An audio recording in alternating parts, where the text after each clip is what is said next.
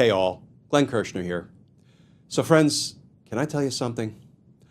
I loved my time appearing before grand juries in Washington, D.C. For 24 of my 30 years as a federal prosecutor, I spent tons of time investigating and indicting cases before D.C. grand juries.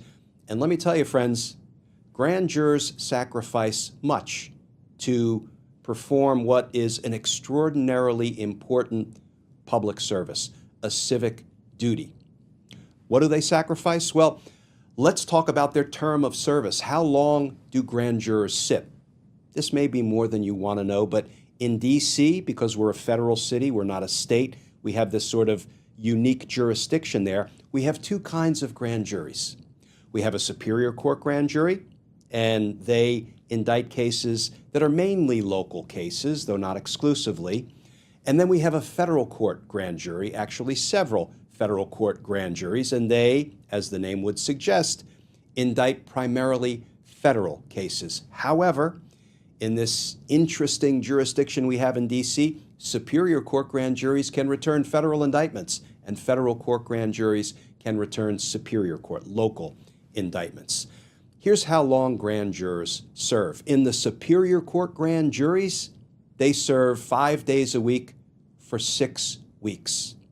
In the federal court grand juries, they serve for 18 months, and they average 8 work days a month for 18 months. So let me ask you, friends, would you look forward to sacrificing 6 weeks, 5 days a week, or 18 months, 8 days a month to perform this important civic duty? Would you want to take, 6 weeks or 8 days a month for 18 months away from your work, away from your family, especially if you're a stay-at-home mom or dad, have to arrange for childcare? Yes, grand jurors sacrifice much, but what they do it's a sacred duty. It's a valuable duty. It's an honorable duty. It's a necessary duty, and we ask a lot of them. First of all, they take an oath to decide each and every case, every indictment question, in accordance with the facts and the law and nothing else, without fear, without favor. And that's what grand jurors do every day in jurisdictions around the country, and that's certainly true in Washington, D.C., from my experience inside grand juries for decades. They take their oath of service and their civic responsibility deadly seriously. And perhaps more importantly, grand juries act as a check, as a guardrail, as a safeguard against what? Prosecutorial overreach, abuse, and misconduct, which is exactly what it seems like Donald Trump's U.S. Attorney in D.C., Jeanine Pirro, has been engaged in: grand jury overreach and abuse. Why do I say that? Well, I say it first and foremost because now 6 times grand juries have received evidence and evaluated that evidence as presented by Jeanine Pirro, in substance, sending her prosecutors into the grand jury seeking felony indictments. And 6 times, the grand jury said, no, the evidence isn't there. You don't have it. We take our oath seriously, and we're not going to indict people for felony crimes, in some instances, felonies that carry up to 8 years in prison just because you, Jeanine Pirro, tell us to. We're not going to do your dirty bidding or Donald Trump's dirty bidding.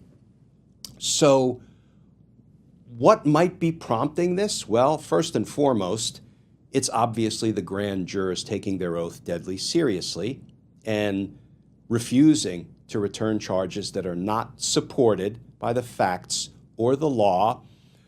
But I also have to wonder, friends, if any of this is a product of what Jeanine Pirro has been saying about D.C.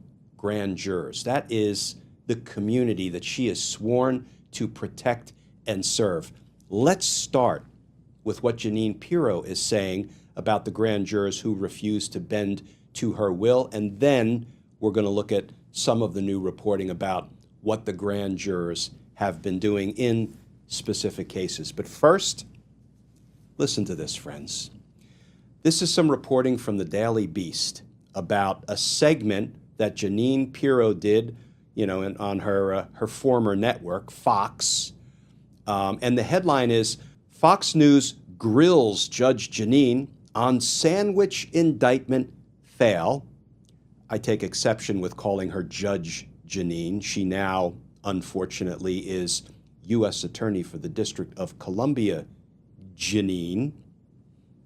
The article begins, Fox News host Shannon Bream isn't letting Trump's hand-picked prosecutor Jeanine Pirro skate past her role in President Trump's crime crackdown. Bream, on Fox News Sunday, challenged the U.S. Attorney for the District of Columbia over her failure to get a grand jury to indict a man accused of throwing a sandwich at a Customs and Border Patrol agent. Quote, "You talk about getting to court, getting your prosecutors together and getting these cases together, but here's the headline from the Washington Post a couple of days ago. D.C. judges and grand jurors push back on Trump policing surge," Bream said. Quote, "There's at least one high-profile case where they're making a lot of headline news about the fact that you couldn't get a grand jury to indict," Bream said of the hoagie hurler who was arrested as part of Trump's crackdown on crime in Washington, D.C. So the Fox host poses the question, so how does that factor into what you're trying to do? And then, friends, comes this from Jeanine Pirro about the citizens of the District of Columbia who are selected to serve and who are fulfilling their civic duty by serving as grand jurors without fear or favor. Pirro says this. Pirro, who is a former Fox News host, shot back, blaming jurors for failing to grasp the reality of the crime that is occurring because they live in Georgetown or other affluent neighborhoods. This quote from Jeanine, quote, "My office has been instructed to move for the highest crime possible, consistent with the law, the statute, and the evidence. And in that one case, we were on point, but the grand jurors don't take it so seriously. They're like, whatever," she said. Pirro claimed the D.C. residents are so used to crime, that crime is so normalized in D.C. that they don't even care about whether or not the law is violated.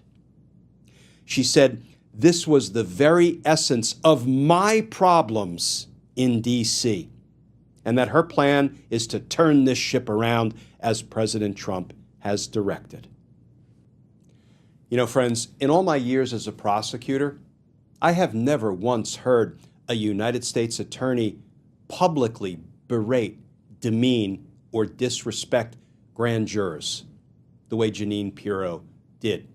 It disgusts me, it infuriates me, and I can only wonder how the people of Washington, D.C., including those who are serving or have served as grand jurors or as trial jurors, I wonder how they feel about the obscenely disrespectful public condemnation by Donald Trump's flunky, Jeanine Pirro.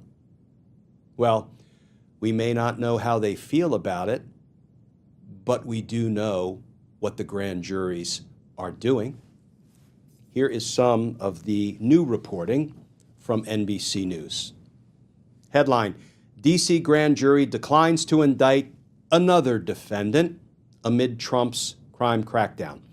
Grand juries have declined to indict at least 6 times in recent weeks during President Donald Trump's federal policing effort in Washington. And that article begins, a federal grand jury in Washington declined to indict a woman accused of threatening President Donald Trump on social media Another sign of pushback from D.C. residents over the use of federal law enforcement and deployment of National Guard troops in the city. The U.S. Attorney's Office for the District of Columbia accused Nathalie Rose Jones of Indiana of threatening to take the life of the president and transmitting threats over state lines on Instagram and Facebook. Jones allegedly called Trump a terrorist and a Nazi in a voluntary interview with the Secret Service. She attended a march in Washington on August 16 that went around the White House complex and was then arrested, though she said she had no desire at the time to harm Trump. Friends wrote letters to the court that Jones has had mental health issues. In a motion filed Monday, Jones' attorney disclosed that a grand jury didn't indict her. Quote, "A grand jury has now found no probable cause to indict Ms. Jones on the charged offenses," her federal public defenders wrote, seeking to get Jones released on her own recognizance. Quote, "Given that finding, the weight of the evidence is weak," her lawyers wrote of the grand jury's decision. The government may intend to try again to obtain an indictment, but the evidence has not changed and no indictment is likely.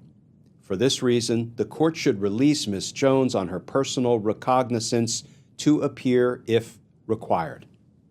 It is rare for a federal grand jury to decline to indict, but it's becoming an emerging trend in Washington amid Trump's federal crackdown, with grand juries made up of local residents declining to indict at least 6 times in recent weeks.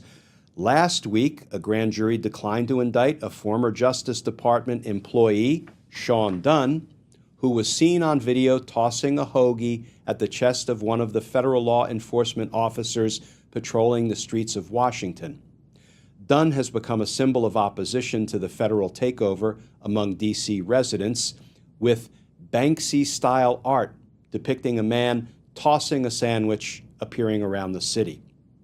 A grand jury also declined to indict Alvin Summers with assault on a federal officer, and 3 federal grand juries refused to indict Sidney Laurie Reed with assault during a scuffle with an FBI agent, and her charges were downgraded to a misdemeanor. And friends, in that last case in the reporting, United States of America versus Alvin Summers, here's an interesting twist. After the grand jury refused to indict Mr. Summers for a felony assault on a police officer, Jeanine Pirro's office moved to dismiss the case, apparently recognizing they didn't have the goods, they didn't have the evidence to indict Mr. Summers on a felony charge. They moved to dismiss the case without prejudice. What does that mean? Well, if the judge grants the motion to dismiss without prejudice, it means Jeanine Pirro could have her prosecutors try to do it all over again anytime, she felt like it, present it to another grand jury, see if they could, cram it down the throat of that grand jury, a felony indictment of Mr. Summers. But the defense attorney filed a motion saying, no, in the interests of justice, the prosecutors, Jeanine Pirro, should never be permitted to try this again, and we are asking the court to dismiss it with prejudice. Here's just a little bit of the defense motion in the Summers case. Given the grand jury's decision, Mr. Summers should not be forced to live under the threat of later charges and rearrest. The charges against Mr. Summers were based on an allegation made by one officer who was wearing a body-worn camera.